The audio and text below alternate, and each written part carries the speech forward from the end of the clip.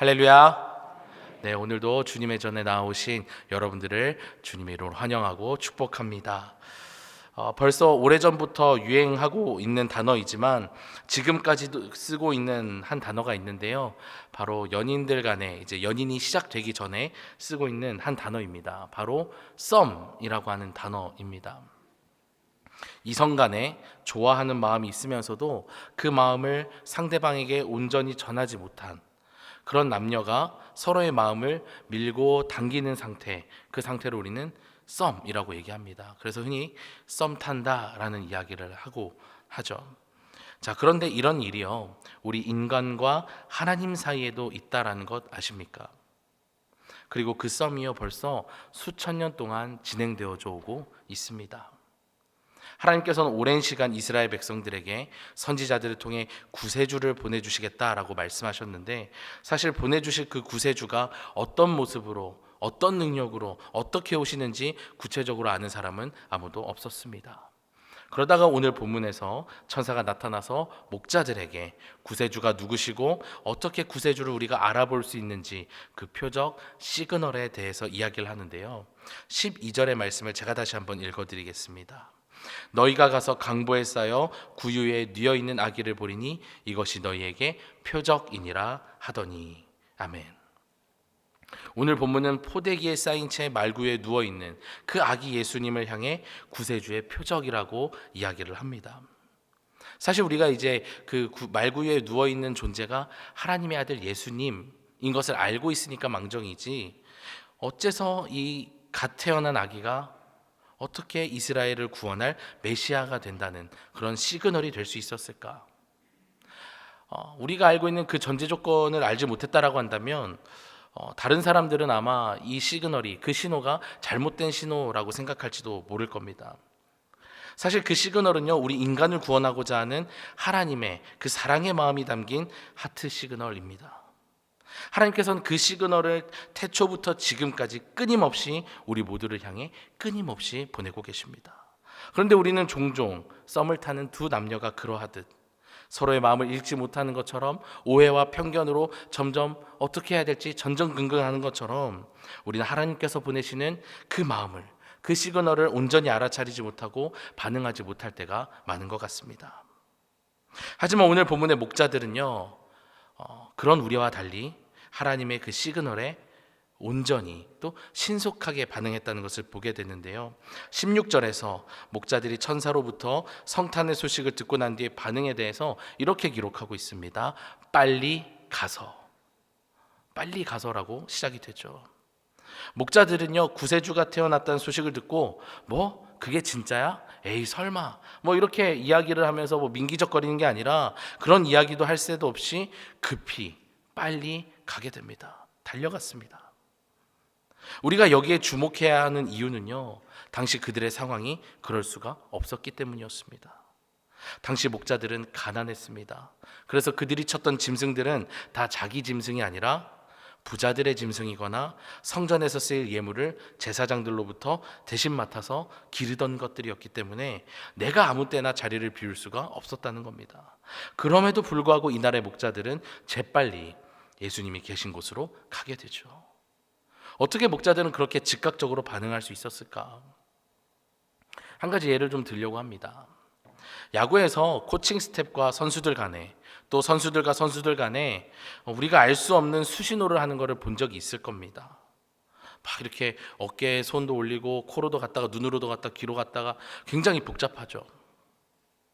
굉장히 이 수신호는 어렵게 짜여져 있어서 상대편이 그 신호를 보고 그 작전을 캐치하기에는 굉장히 어렵습니다. 그런데 우리가 프로야구팀 안에서 사용하는 사인을 아주 기가 막히게 알아낼 수 있는 방법이 있습니다. 그것은 바로 그 팀에 들어가는 겁니다. 같은 편이 되면 되는 거예요. 너무 당연한 얘기죠. 저 목사가 무슨 소리 하나 싶으실 텐데요. 내가 그 팀의 선수가 되고 코칭 스텝이 되면 그 사인을 알게 된다는 겁니다. 그런데 우리는 그 당연한 게 어려워요. 하나님께서 우리에게 끊임없이 보내시는 그 시그널이 그렇다는 겁니다. 하나님과 같은 편으로서 온전히 관계를 맺으면 그 쉽게 알아차릴 수 있는 시그널을 우리는 알아차리지 못한다는 겁니다. 2023년 한 해 동안 하나님께서는 분명 우리 각자를 향해 수많은 시그널들을 각자에게 보내셨을 겁니다.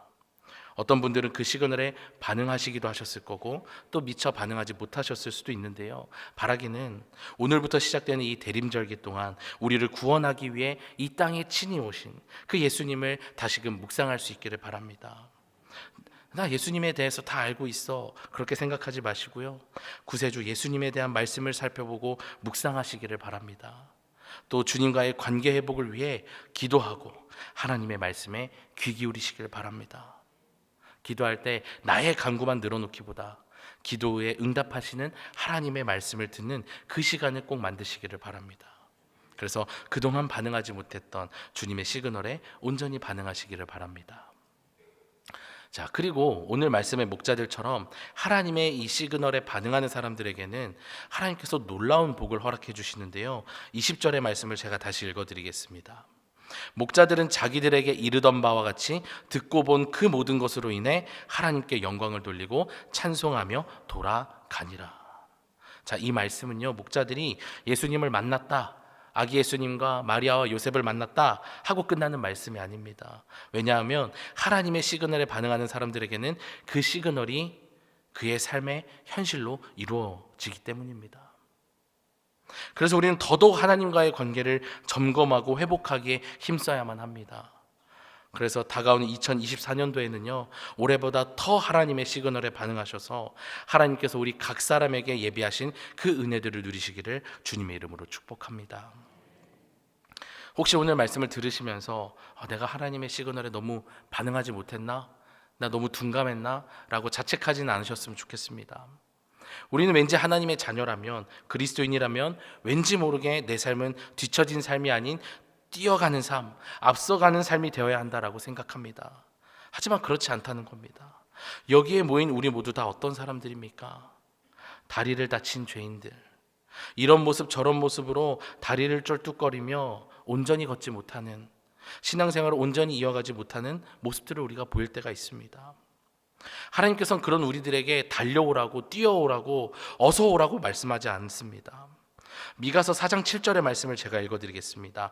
발을 저는 자로 남은 백성이 되게 하며 쫓겨났던 자들이 강한 나라가 되게 한다. 아멘. 주님은 방금 읽은 이 미가서의 말씀처럼 절뚝거리는 자들을 통해서 당신의 나라를 세우시는 분이십니다. 오늘 본문의 목자들도 그러했습니다.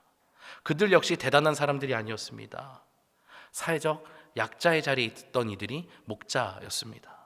하지만 하나님께서는 그 목자들을 불러 예수님을 경배하게 하셨고 예수님 탄생의 소식을 알리게 하셨습니다. 그래서 여러분들께 감히 말씀드리는 것은 주님의 그 사랑의 신호에, 하트 시그널에 온전히 반응하지 못했더라도 괜찮다라는 겁니다. 다만 다시금 여러분 마음 안에 주님과 함께하기를 열망한다면, 그 열망을 회복한다면 주님께서는 어제도 오늘도 그러셨던 것처럼 다시금 내일도 우리를 향해 그 사랑의 신호를 보내주실 것입니다. 나아가 우리를 당신의 백성으로 삼으시고 우리를 통해 강한 당신의 나라를 세워가실 것입니다. 주님은 이렇게 우리의 연약함까지도 품으시고 꿈조차 꿀 수 없었던 죄인인 우리에게 꿈을 허락하시고 당신의 시그널을 보내주십니다. 사랑하는 우리 춘천중앙교회 성도 여러분, 모두들 이번 대림절 기간 동안 우리를 위해 끝까지 구원의 시그널, 그 사랑의 시그널을 보내시는 신실하신 주님을 신뢰하시면서 내가 마주한 일상 속에서의 나의 믿음을 어떻게 지켜갈지 고민하시기를 바랍니다. 그리고 새롭게 주어질 2024년도에 그 하루하루를 기대하시면서 비록 온전치 못한 발걸음일지라도 주님의 하트 시그널에 온전히 반응할 수 있기를 주님의 이름으로 간절히 축원합니다.